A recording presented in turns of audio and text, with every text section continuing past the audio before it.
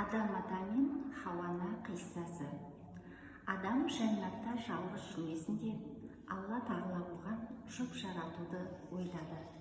Ұлық Алла Хауананың тәнін жасау үшін Адам ата ұйқыда жатқанда оның сол жақ бұғана қабырғасын таңдайды. Себебі Тәңірі тағала адамның бұғана сүйегін жердің қиыршық тасы жоқ ұлпа құмынан жаратыпты. Адам атаның ең нәзік, ең жұмсақ етінен жаралғандықтан әйел адамның денесі мамықтай жұмсақ, мақтадай нәзік болыпты. Адамның сол жақ қабырғасы босап қалғандықтан көкіректің ортасында тұрған ет жүрек босап қалған тарапқа қарай ойысады.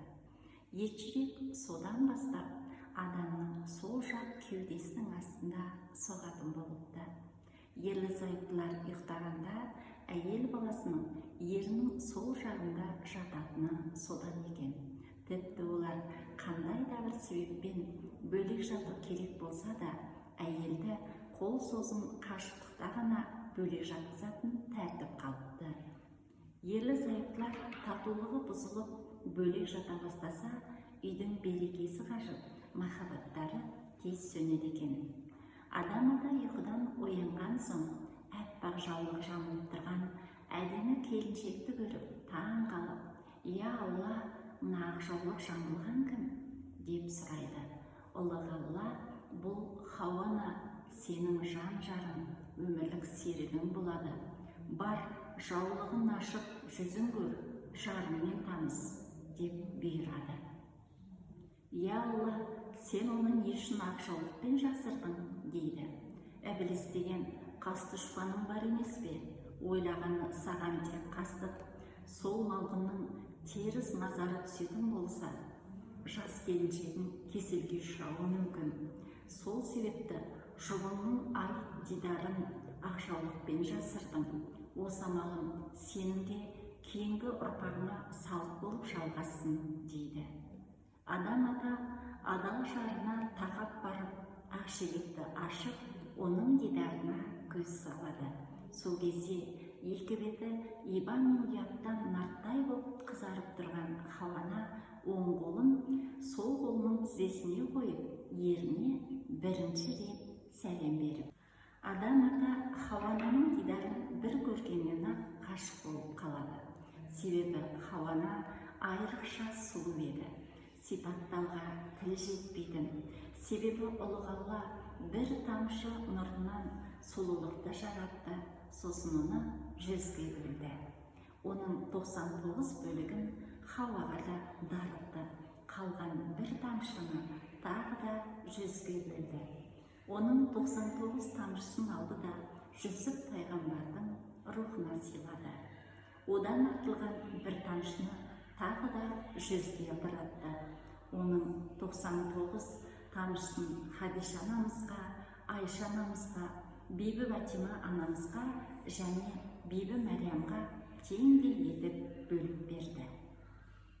4 анамыздан артылған бір тамшы нұрды алды да миллиардтаған сансыз зәрреге бөлді.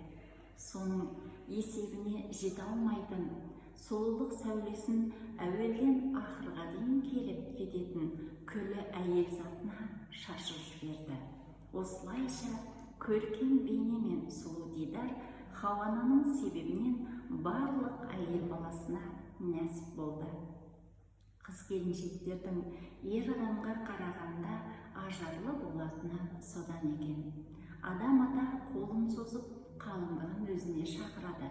Хауана иба сақтап кері шегінеді. Екінші рет шақырады. Хауана ұялып жақындамайды. 3-ші рет ишара қылғанда Хауана, көңілің болса өзің кел, менің барғаным ұят болады, дейді. Сол кезде адам ата жағына өзі тақап барады. Әйелге ғашық болған ердің бірінші көп сөз салуы адам атадан қалыпты.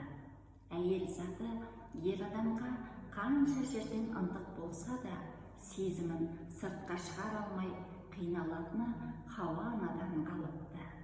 Әйел адамның осы ибасы кеткен кезде қиямет орнайды екен. Адам ата Хауаның қолынан ұстаған сәтте ұлық Алла: «Әй адам, қалыңдығыңның қалыңмалын төле» дейді. «Я Алла, мен оның қалыңмалын қалай төлеймін? Мендегі бар мүлік өзіңдікі, тіпті үстімдегі киімді де сен бердің» дейді. Сонда Тәңірі Тағала: «Ақырдың соңында шығатын сүйікті пайғамбарым, өзіңнің ұрпағың Мұхаммед пайғамбарға салауат айт» деді де салауат айтудың үлгісін Адам атаға өзі үйретті. Адам ата Мұхаммед пайғамбарға 10 рет салауат айтты. Содан бастап Мұхаммед пайғамбарға салауат айту парыз болыпты.